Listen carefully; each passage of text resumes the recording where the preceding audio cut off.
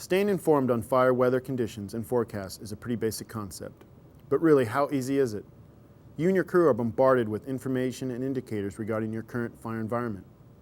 I mean, you definitely need to know what your fire is doing at all times, but awareness alone is just the beginning.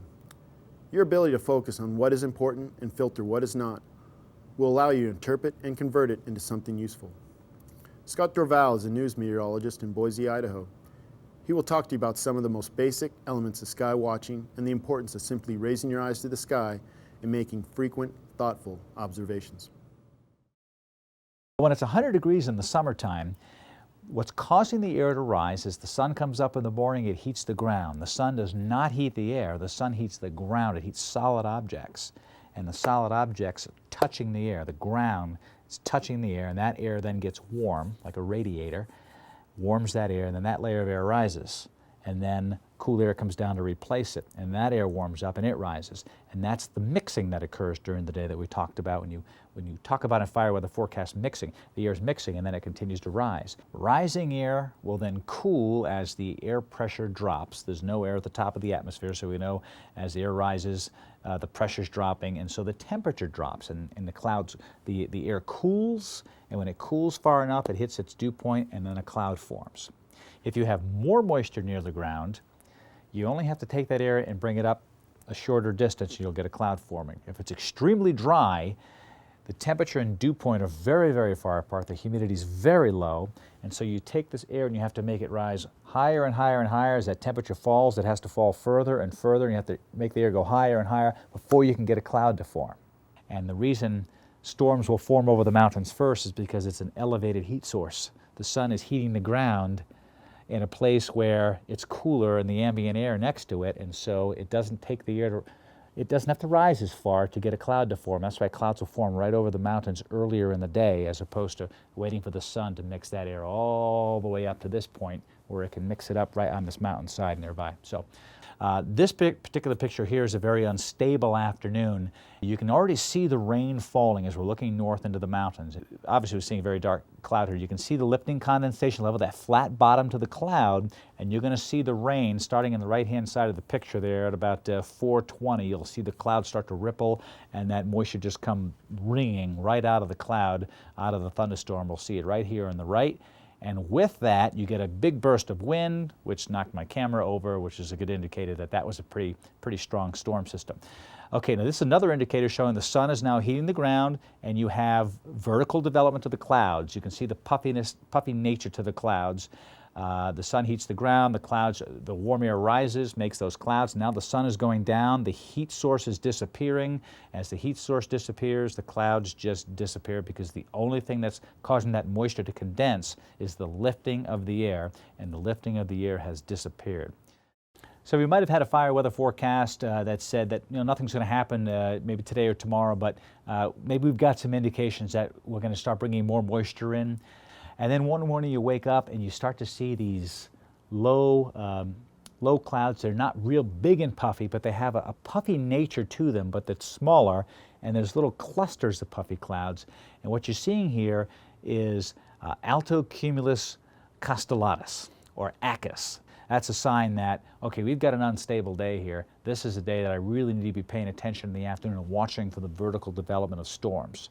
May not occur right over us, we may have one coming in, but that's a sign the atmosphere is ready. It's got enough moisture and it's unstable that it could be ready to fire in the afternoon.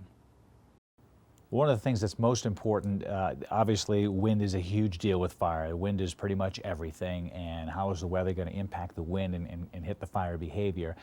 This particular loop was from a few years ago, but it really shows virga.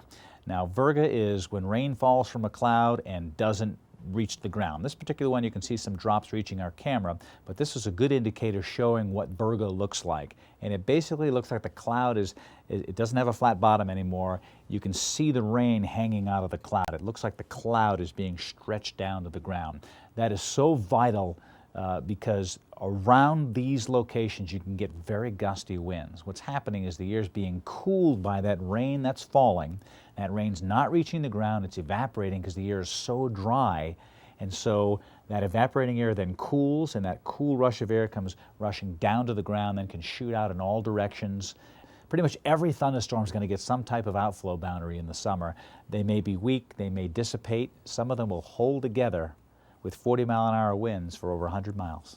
Typically, if you're out near a fire, a burned area, or in the open desert, there's going to be a very large dust cloud, and you'll see it right along the ground. The sky will be darkening just above the ground, and that's another thing to look for. And if you see that, there's wind coming very, very soon, within minutes.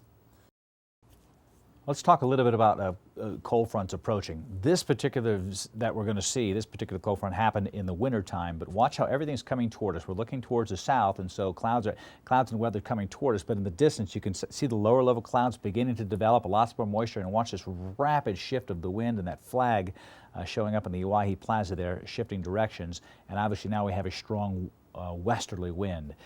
This is in quick motion, but when you are watching this in the field, when you see clouds that are coming towards you and they start to shift directions, then you know you've got a sign of a potential cold front coming through. In the summertime, it's either going to be so dry that you're not going to have any indication that a cold front's coming through, and you're just going to get a wind shift, and that can be very dangerous because you have no indication at all. From a clear blue sky, you get a wind shift, and usually from the north and west.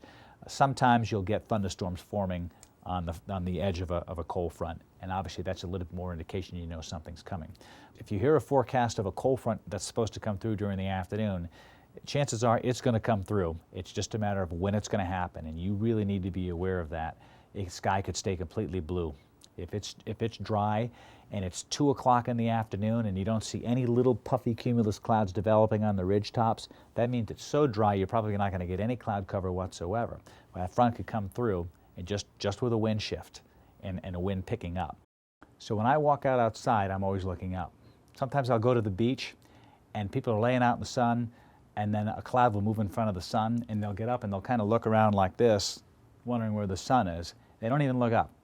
They don't even, people just do not observe the sky. Every day, go outside and just observe what's going on in the sky, and you'll just learn and learn and learn, because then you'll have, oh boy, we got this heavy rain. I noticed this morning we had such and such, and it'll just start to click. I can't stress enough that as you go out, you get your briefing. Anytime you get a chance to get more information, you want to keep doing it, because it just makes your forecast that much more accurate. Next day's forecast is this good. And then the next day's day 2 and day 3 and day 4 and day 5. It all drops off in time. And so what makes those drop off is that it's too far away. You want to get that very latest information and constantly be looking at the sky to see if you can get some information yourself. We will now view some weather loops and let you consider what they mean and share them with your group.